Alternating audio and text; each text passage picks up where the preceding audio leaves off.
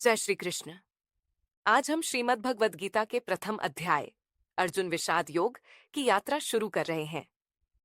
कुरुक्षेत्र की युद्ध भूमि है, जहां धर्म यानी पांडवों और अधर्म यानी कौरवों के बीच एक धर्म युद्ध होने वाला है। कोई पूछ सकता है, अर्जुन अर्थात पांडवों की तरफ धर्म क्यों है? उसके दो कारण हैं। पहला, व्यक्तिगत कारण ये कि उनका राज्य पर धर्मयुक्त अधिकार था, जो दुर्योधन ने युद्ध के बिना देने से साफ मना कर दिया। दूसरा, एक क्षत्रिय का सामाजिक दायित्व, जो ये कहता है कि वो अधर्म के राज्य का विरोध करे और धर्मयुक्त राज्य की स्थापना करे। उसके लिए चाहे किसी से भी युद्ध करना पड़े, वो पीछे ना हटे। ऐसा क्यों? क्योंकि अगर जो लोग शक्तिशाली हैं और धर्म अर्थात राइचसनेस को धारण किए हुए हैं, वे अगर शक्तिशाली बुरे लोगों का विरोध नहीं करेंगे, तो वो बुरे लोग समाज के साधारण लोगों पर अत्याचार करेंगे और उनको बचाने वाला कोई नहीं होगा। ऐसी स्थिति में अत्याचार, अधर्म और शोषण फैलेगा और धर्म की हानि होगी। अब इस धर्म युद्ध की घड़ी आ गई है। धर्म और अधर्म की सेनाएं आमने सामने खड़ी हैं और ठीक उसी क्षण शुरू होता है वो संवाद, जो आने वाले कई युगों तक मानवता का मार्गदर्शन करता रहेगा। गीता जी का पहला अध्याय यही बताता है कि इस संवाद की जरूरत क्यों पड़ी। श्लोक 1 में धृतराष्ट्र ने संजय से प्रश्न किया, हे संजय, धर्मक्षेत्र कुरुक्षेत्र की पवित्र भूमि पर युद्ध करने की इच्छा से एकत्रित होने के पश्चात मेरे और पांडु के पुत्रों ने क्या किया? इसके उत्तर में श्लोक 2 से संजय युद्ध भूमि का वर्णन करना आरंभ करते हैं। श्लोक 2 से 11 में युद्ध भूमि की गतिविधियों का वर्णन है। युद्ध भूमि में दुर्योधन बोला जाके अपने गुरु द्रोण के पास, ये पांडव सेना देखो, करने आई हमसे जीतने का प्रयास।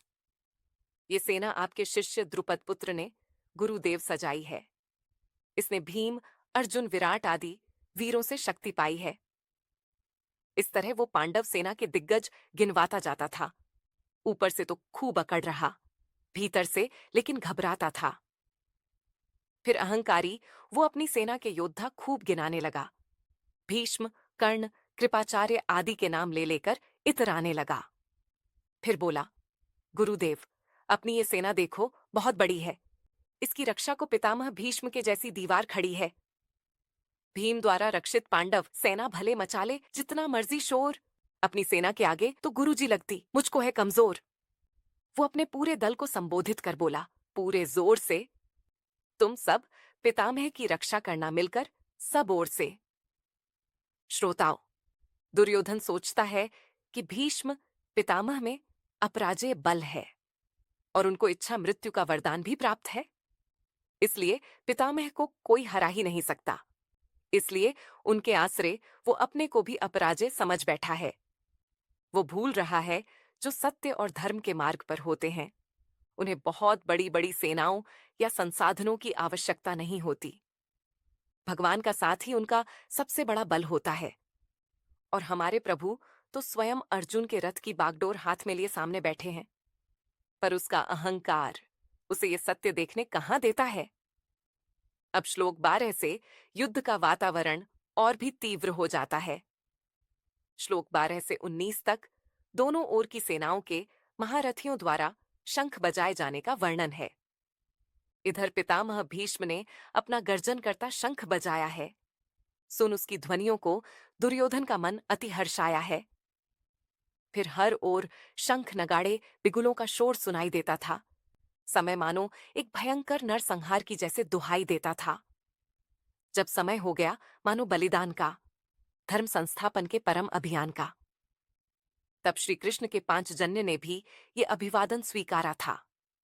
अर्जुन ने भी अपने शंख से फिर दुश्मन को ललकारा था। फिर सब पांडव भाइयों ने भी शंखों को खूब बजाया था।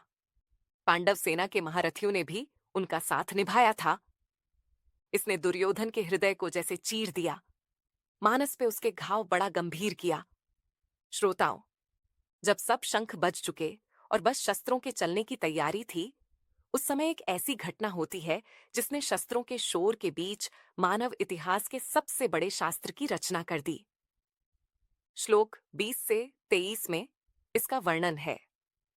अर्जुन, जिसके ध्वज पर बैठे हनुमान जी हैं, जिसके रथ की डोर थामे हुए भगवान जी हैं, वो धनुष उठा केशव से करता है एक प्रार्थना।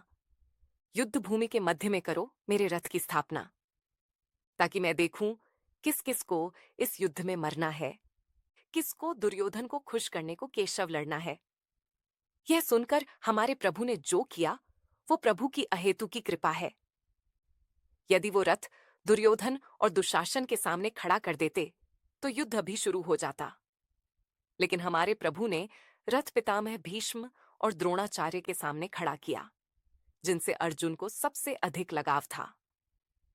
इससे उसके मन में वो मोह और भावनाओं का तूफान उठने लगा, जिसने उसके धैर्य और ज्ञान को ढक लिया। अर्जुन के अज्ञान की परतों को हटाने के बहाने से प्रभु ने हम सबको गीता जी का अमृत उपहार में दिया, ताकि इसे पढ़कर आने वाले युगों युगों तक लोग अपने मन के दर्पण को साफ कर सकें और जीवन का सर्वोच्च लक्ष्य पा सकें। लेकिन ये सदा याद रहे कि अर्जुन नर के अवतार हैं। उनकी गिनती द्वादश भागवतों अर्थात प्रभु के सबसे प्यारे भक्तों में होती है। वो भगवान की लीला के पात्र हैं। उनके प्रश्नों को सुन कोई भी उनमें दोष बुद्धि करने की भूल ना करे।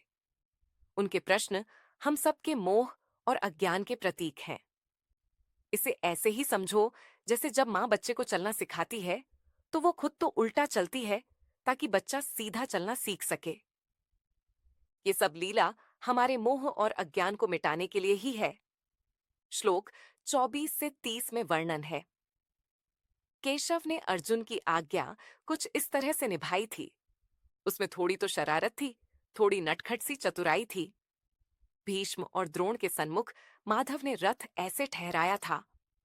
अर्जुन का अपनों से शत्रु रूप में नव परिचय करवाया था। अर्जुन का मन अब डोल पड़ा। घबराकर नटवर से बोल पड़ा, केशव, क्या हमको इनसे लड़ना है अपने तीखे प्रहारों से? मेरा जीवन भरा पड़ा है माधव इनके प्रेम भरे उपहारों से। गोविंद, ये सब मेरे पितामह गुरुजन और शुभचिंतक सच्चे हैं। वो देखो मेरे भाई बंधु और वो देखो मेरे कुल के अपने बच्चे हैं। विनाश के चिन्हों को अर्जुन था, भांप गया। अस्तित्व उसका अंदर तक था, कांप गया। विचारों के अंदर कुछ ऐसी आहट होती थी, जितना सोचे उसको उतनी घबराहट होती थी। अंगारों की तरह वो भीतर से जलता जाता था। उसका सारा तप शौर्य मोह में ढलता जाता था। वो खड़े होने में भी असमर्थ था। जीवन लगने लगा अब व्यर्थ था। गांडीव उसके हाथों से था ऐसे छूट गया, मानो अब तो पूरा धीरज उसका टूट गया। श्रोताओं, आगे श्लोक 31 से 39 तक वर्णन है। वो घबराकर फिर माधव से बोला था। उसने दुख सारा माधव के आगे खोला था। केशव, मुझको इस युद्ध में ना धर्म दिखाई देता है, बस मेरे अपनों का मुझको रुदन सुनाई देता है। इस युद्ध के परिणामों से मेरा मन माधव घबराया है। कैसे समय हमें भरमा के अपनों से लड़ने लाया है? जो बंधुजन सदा मेरे सुख दुख को बटाने आए हैं, वो ही तो इस रणभूमि पे देखो शीश कटाने आए हैं। इनको मार के माधव बोलो, क्या सुख हमको मिल जाएगा? वंश मेरा ही सारा जब केशव इस मिट्टी में मिल जाएगा। गुरुओं को मार के जीना है तो क्या लाभ है ऐसे जीने से? जीवन भर आशीषें ही निकली हैं माधव जिनके सीने से। धरती तो क्या स्वर्ग का राज भी अब मुझको नहीं लेना है। मैं सब दुख सह लूंगा। माधव, मुझे नहीं दुख किसी को देना है। चाहे ये मुझको मार दें, मैं इनको मार नहीं सकता। सिर अपने पे धर केशव पापों का भार नहीं सकता। माना ये लोभी हैं, माना अहंकार में सब जन चूर हैं। हम ही क्यों ना इस युद्ध से केशव हो जाते दूर हैं। श्रोताओं, यहां अर्जुन को उनका लोभ तो नजर आ रहा है, परंतु अपना मोह नजर नहीं आ रहा। यही तो मोह की विशेषता है। जब मोह छाता है तो उस स्थिति में अपनी भूल देखनी बहुत मुश्किल हो जाती है।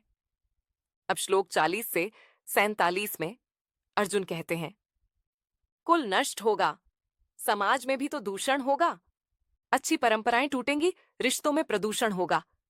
केशव, क्या हम इस सब के दोषी न ठहराए जाएंगे? बोलो केशव, कैसे हम पाप के भोगी न हो जाएंगे। मुझको समझ नहीं आता कैसे हम इस पाप कर्म को हैं तैयार हुए।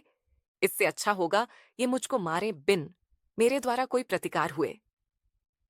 इतना कहते कहते अर्जुन सुध बुद्ध सारी मानो बिसार गए। गांडीव हाथ से छूटा और युद्ध शुरू होने से पहले मानो हार गए। अब आगे केशव ही इस हारे अपने भक्त को जीत दिलाएंगे, मोह और प्रेम का फर्क स्पष्ट करेंगे, अर्जुन को समझाएंगे। अर्जुन जो कर्तव्य भूल गया है, माधव उसको याद दिलाएंगे। रिश्तों की सीमा के उस पार का ज्ञान हम सबको आज कराएंगे। मानव जीवन क्यों मिला है, कैसे हमको इसमें जीना है, वेदों उपनिषदों के सब गहरे भेद खोल खोल बतलाएंगे। श्रोताओं, इस समय जो वैराग्य अर्जुन के मन पर छाया था, वो वास्तविकता में वैराग्य नहीं, अपने कर्तव्य से पलायन था। वो भूल गए कि वो यहां समाज को अधर्म के राज्य से मुक्ति दिलाने आए हैं। ये बात उनके व्यक्तिगत लाभ हानि से बहुत ऊपर है, क्योंकि अगर समाज की व्यवस्था धर्मपरायण लोगों के हाथ में होगी, तभी समाज हर बुराई और दूषण से लड़ सकेगा। और समाज का नियंत्रण अधर्मी लोगों के हाथ से छीनकर धर्मयुक्त व्यवस्था को स्थापित करना ही इस महायुद्ध का लक्ष्य था। इसी उद्देश्य के लिए तो हमारे प्रभु ने अर्जुन के घोड़ों की लगाम अपने हाथ में पकड़ी है। इसलिए अब अर्जुन को हमारे प्रभु भटकने नहीं दे सकते। अर्जुन अंदर से अच्छी तरह जानते हैं कि भगवान श्री कृष्ण जिस ओर हैं, उसी ओर धर्म है। इसीलिए तो जब चुनाव का मौका आया था, तो अर्जुन ने भगवान की नारायणी सेना को छोड़कर बिना शस्त्रों के हमारे प्रभु को चुना था। लेकिन इस क्षण में परिवार के मोह के कारण अर्जुन पूर्ण रूप से टूट चुके हैं। यह दृश्य अत्यंत मार्मिक है। एक वीर योद्धा जिसने पूरे जीवन धर्म के लिए युद्ध लड़ा, अब मोह, करुणा और भ्रम से हारा हुआ सा प्रतीत होता है। यहां गीता जी का पहला अध्याय समाप्त होता है अर्जुन के विषाद के साथ। लेकिन यही विषाद गीता जी के उपदेश का कारण बनेगा। भगवान श्री कृष्ण अब तक मौन रहे, लेकिन अब वे बोलेंगे, और उनके शब्द न केवल अर्जुन के लिए बल्कि हम सभी के लिए जीवन का दीपक बन जाएंगे।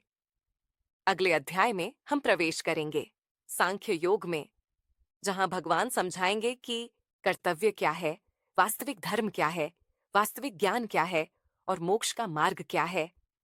तब तक के लिए जय श्री कृष्ण।